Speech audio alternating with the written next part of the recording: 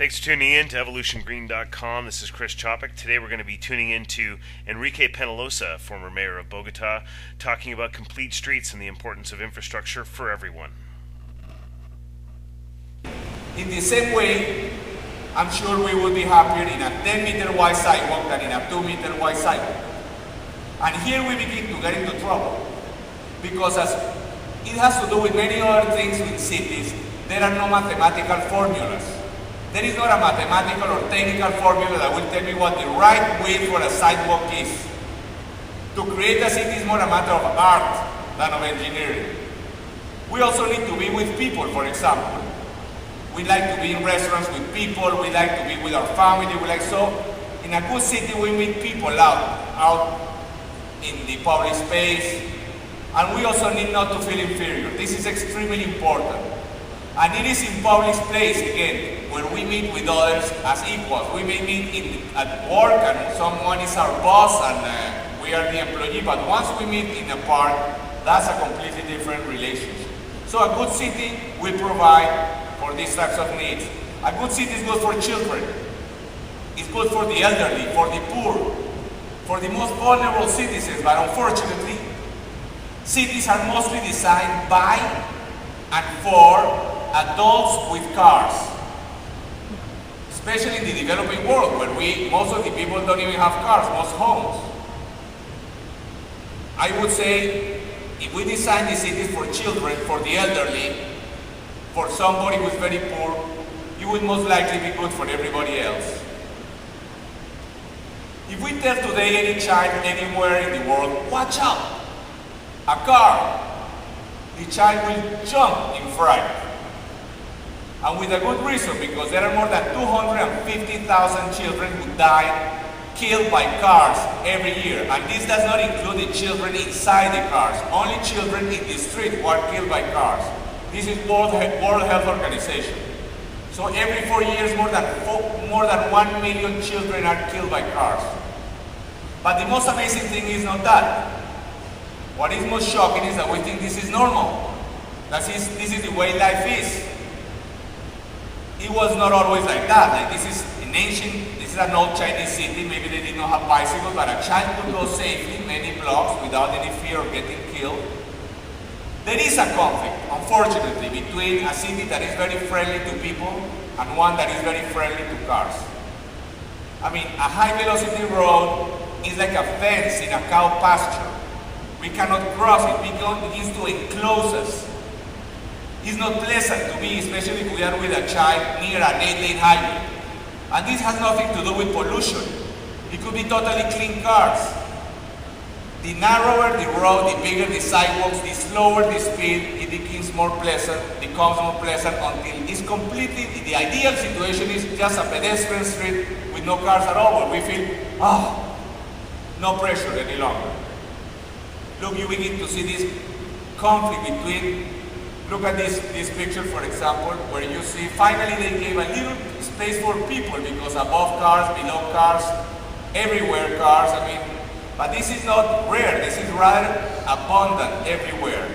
I would say that a measure for anything to be done in a city is, does it make the space around it better for pedestrians?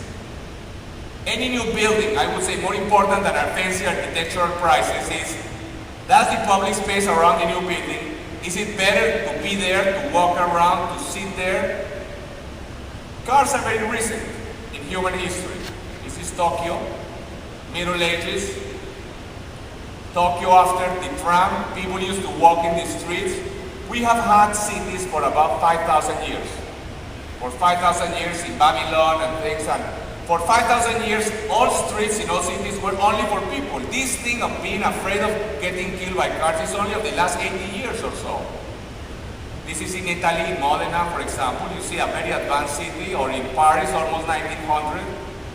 Again, people used to be walking in the streets. When did we decide that it was so normal? But then cars, this is New York, 1905. Then cars appeared. They first ran people off the street into the sidewalks, and then later on out into the suburbs. I think the 20th century will be remembered as a disastrous in in human history.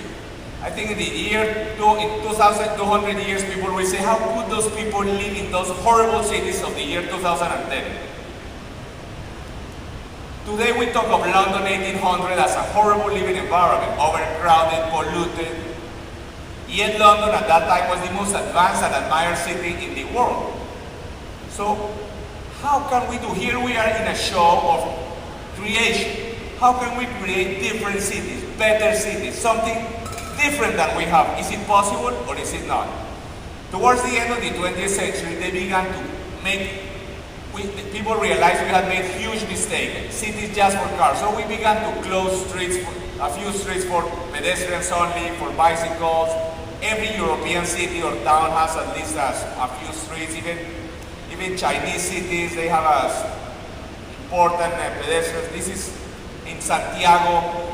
These two blind women, how could they be so safe and enjoying life if they did not have this car-free street? And recently, there are some very interesting things. They are taking space out of cars. This is San Francisco, this is in New York. Very recently, over the last 6 months, they have almost taken half the space out of Broadway, just for Broadway in Manhattan, just for pedestrians and bicycles.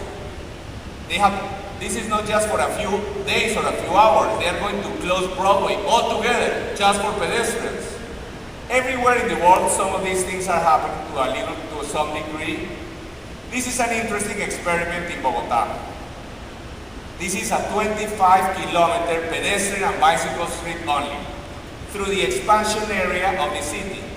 Of course, the city is already all around it, except it's very difficult to get into a helicopter once you're not a mayor any longer, to take another picture.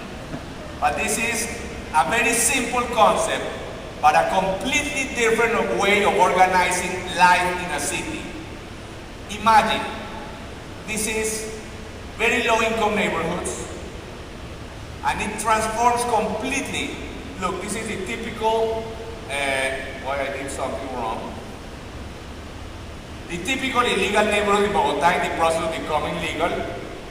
Before we make the space for cars, we first made the space for people and for bicycles. We show respect for human dignity. Every detail in a city should show that human beings are sacred.